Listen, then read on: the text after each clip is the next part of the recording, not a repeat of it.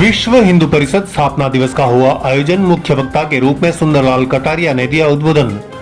डूंगरपुर जिले के सागवाड़ा नगर पालिका अंतर्गत विश्व हिंदू परिषद सागवाड़ा नगर स्थापना दिवस षष्ठी पूर्ति वर्ष का आयोजन हुआ। सर्वप्रथम मां भारती, महाराणा प्रताप और शिवाजी की प्रतिमा पर माल्यार्पण कर दीप प्रज्वलित कर कार्यक्रम की शुरुआत हुई। सभी अतिथियों का पगड़ी और केसरिया दुपट्टा पहनाकर स्वागत किया गया। पंचायत समिति सभागार में हुए इस आयोजन में राम स्नेही संत श्री पुनीत राम महाराज ब्यावर वाले एवं कथावाचक कमलेश भाई शास्त्री खड़कदा का सानिध्य मिला।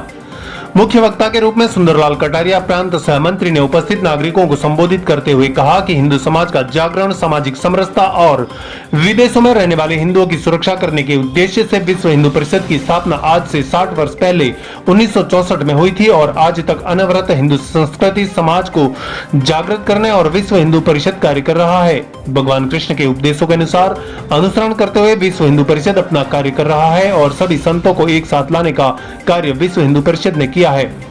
उन्होंने कहा कि अखंड भारत को तोड़ने का विभिन्न विदेशी ताकतों ने प्रयास किया और इसमें काफी हद तक उन्हें सफलता भी मिली, लेकिन विश्व हिंदू परिषद अब हिंदू समाज को जगाने का कार्य कर रहा है। वहीं उन्होंने कहा कि धर्मांतरण को रोकने का प्रयास विश्व हिंदू परिषद करेगा। किसी भी तरह से धर्मांतरण नहीं होने दिया जाएगा।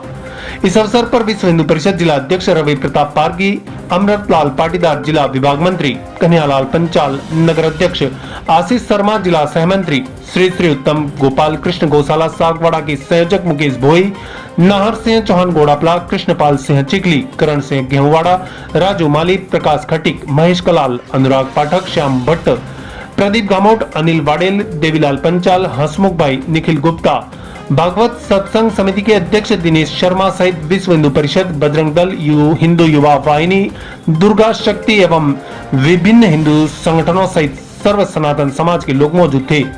कार्यक्रम का संचालन नरेंद्र भगत ने किया। काव्य पाठ विद्यानिकेतन विद्यालय के प्रधानाचार्य नागेंद्र शर्मा द्वारा किया गया। आज हम जिस विषय को सोच रहे हैं, हिंदू समाज को संगठित होने की आवश्यकता है, तो विचार करेंगे, ध्यान में आएगा जिस समय एक बख्तियार खिलजी करके एक घुड़सवार 50-60 घुड़सवारों को लेकर इस हिंदुस्तान की धरती पर आया और पूरी हिंदुस्तान की धरती को रौंदता हुआ चला गया। लोग कितने थे? 50 या 60 घुड़सवार। हिंदुस्तान के हिंदू कितने थे? 40 करोड़ उस समय का। 40 करोड़ को रौंदता हुआ चला गया। 40 करोड़ हिंदू समाज क्या करता था? मोहम्मद बिन कासिम आया, वो लूटता हुआ चला गया। कोई शक आए, हूण आए, कुषाण आए, मंगोल आए, खिलजी आए, तुगलक आए, गोरी आया, गजनी आया, मुगल आए, अंग्रेज आए, जो आए वो सब यहाँ पर या तो लूट मार की, या हमारे मंदिरों को तोड़ा, हमारी गायों को काटा। आए थे लूटपाट करने के लिए, बाद में लगा के राज भी कर सकते हैं तो राज भी करने लगे। अंग्रेज आया था एक व्यापारी बनकर, ईस्ट इंडिया कंपनी लेकर के व्यापार करेंगे भारत के साथ। व्यापार करते करते हमारे यहाँ का वो सर्वेसर्वा बन गया। तो आखिर ये हिंदुस्तान में रहने वाला इतना बड़ा समाज जो यहाँ का मूल समाज है, ये क्या कर रहा है? ये विषय उस समय भी प्रश्न था, आज भी प्रश्न है। 1947 में देश आजाद हुआ विभाजन के साथ साथ। विभाजन किस कारण हुआ ये भी हमको पता है कि जो तुष्टीकरण की नीतियां चली। 1905 में बंगाल का विभाजन का विषय आया था। पूरा देश एक साथ खड़ा हो गया था, हिंदू मुसलमान सब साथ थे। बंग भंग आंदोलन चला, बंग भंग आंदोलन का विरोध चला। वो बंगाल का विभाजन उस समय रुक गया 1905 में। एक प्रांत का विभाजन हमने नहीं होने दिया, परंतु पूरे देश का विभाजन 1947 में हमने कैसे स्वीकार किया? ये प्रश्न भी हमारे साथ है। 1905 में बंग भंग आंदोलन का सब मिलकर प्रयत्न कर रहे थे, पर बाद में जो यहाँ पर विभिन्न प्रकार की तुष्टीकरण की बातें चली, उसका परिणाम स्वरूप यह हुआ कि 1924 27-28 में जाकर मोहम्मद अली जिन्ना ने 4 मांगे रखी। हमारी ये 4 मांगे पूरी करोगे तो मुस्लिम समाज आपका साथ देगा, मुस्लिम लीग आपका साथ देगी। हमने वो 4 मांगे मान ली। फिर बाद में उसने 14 मांगे रख लिए 4 साल बाद, वो 14 मांगे भी हमने मांग ली। अब वो मांग करता गया, हम उसको देते गए। क्योंकि हमारे मन में ये बैठा हुआ था कि जब तक ये साथ नहीं आएंगे तब तक ये देश आजाद नहीं होगा। ये दिमाग में बैठा होता। उद्देश्य बहुत अच्छा था, देश आजाद होना चाहिए किसी भी प्रकार से, उद्देश्य कोई गलत नहीं, पर तो सोचने की दृष्टि सामने वाला हमारी उस बात को हमारी कमजोरी समझकर हमको एक तरह से ब्लैकमेल कर रहा है और हम ब्लैकमेल होते चले गए, होते होते यहां तक चले गए। हमने वंदे मातरम छोड़ा, हमने अपने देश की प्रमुख संस्कृति की बातें छोड़ी, और यही नहीं तो 1945-46 आते आते तो उसने देश का विभाजन मान लिया कि हमारे को अलग देश चाहिए। वो भी हमने मान लिया, अलग देश दे दिया। वो अलग देश किसके लिए दिया था? उन्होंने किस बात पर मांगा था कि मुसलमानों को अलग देश होना चाहिए, इसलिए पाकिस्तान बना, तो हिंदुओं का बाकी हिंदुस्तान रहना चाहिए। परंतु फिर भी हम इतना होने के बाद फिर भी तुष्टीकरण करते चले गए। हमने उनको यहां से नहीं निकाला। हमने पहले दिन बोला हम तो हमारा देश धर्मनिरपेक्ष रहेगा, सब ठेका पर नहीं ले रखा था सारी दुनिया का। जब सामने दुष्ट प्रवृत्ति का व्यक्ति है तो उसको दुष्टता के साथ में उसके साथ कैसे पेश आना चाहिए, ये हमारी संपूर्ण विकृति है। जैसे कहते हैं ना, मोहम्मद गोरी को पृथ्वीराज चौहान ने 16 बार हराया और हरा के उसने घास का छिलका मुंह में डालकर 16 बार माफी मांगी। हम माफ करते चले। अरे भाई, सामने वाला दुष्ट मनोवृत्ति का है, एक बार माफ करो, दो बार माफ करो, 16 बार माफ करे, और 17वीं बार उसको मौका मिलते ही उसने पृथ्वीराज चौहान की आंखें निकाल दी। एक मौका भी नहीं दिया आपका। हम किसके साथ बातचीत कर रहे, सौदाबाजी किसके साथ कर रहे? सामने वाला उस मानसिकता का है नहीं है, ये समझा नहीं, और उसी का परिणाम यह हुआ, उस तुष्टीकरण के परिणाम स्वरूप हम सबने देखा 1947 में देश का विभाजन हुआ, हमारी भारत माता खंडित हुई।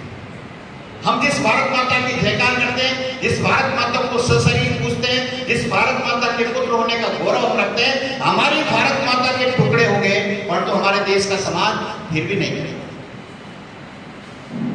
और बाद में लोकसभा, संसद सब कुछ हुआ, संविधान बना, सब कुछ हुआ, परंतु पहली संसद में हिंदुओं के बारे में बोलने वाला कोई नहीं, जो हिंदू समाज के बारे में बोले।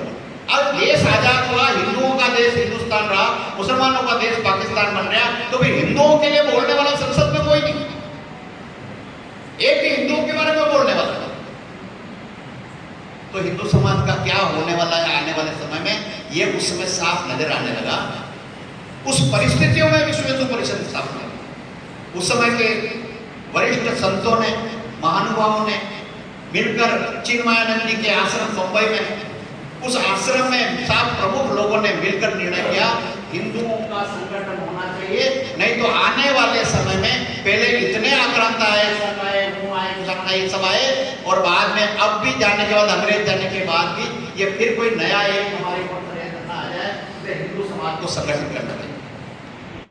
विश्व हिंदू परिषद ने हिंदू समाज का जागरण, सामाजिक समरसता और विदेशों में रहने वाले हिंदुओं के लिए विश्व हिंदू परिषद पिछले 60 साल से काम कर रही है।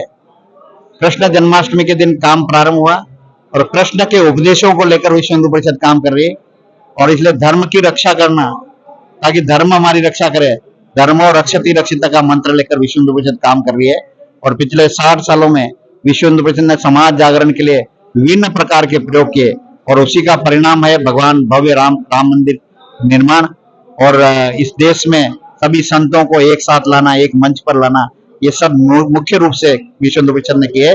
आने वाले समय में विश्व हिंदू परिषद सामाजिक समरसता के विषय को लेकर, और इस देश में जितने भी अराष्ट्रीय ताकतें काम कर रही है, जो हिंदू समाज को तोड़ने का प्रयत्न कर रही है, जो हिंदू समाज को तोड़ने के विभिन्न विमर्श स्थापित कर रही है, उनका मुकाबला करके, उनका प्रतिकार करके हिंदू समाज को संगठित करना, एक सूत्र में बांधना, पूरे हिंदू समाज को हिंदू के नाते खड़े होना, ऐसा आग्रह करके काम कर रही है, और उस काम को हम पूरा करेंगे।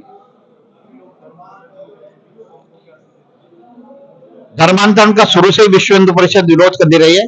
हमारा यह मानना है कि इस देश में रहने वाला सब हिंदू है, उसने अपनी उपासना पद्धतियां बदली होगी, कुछ कारण काम हुए होंगे, किसी कारण से लोग प्रलोभन गए, उनको पुनः अपने हिंदू धर्म में लेकर आना, अपने परिवार से जोड़ना, अपनी संस्कृति से जोड़ना, अपने जीवन मूल्यों से जोड़ने का काम विश्व हिंदू परिषद कर रही है, और वो विश्व हिंदू परिषद करती रहेगी।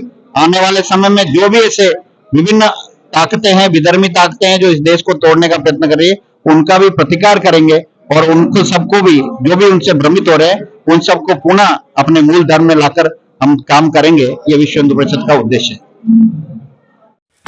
सागवाड़ा लाइव न्यूज, जी हाँ, लेटेस्ट खबर पाने के लिए चैनल को सब्सक्राइब कीजिए, वीडियो को लाइक कीजिए और शेयर कीजिए। धन्यवाद।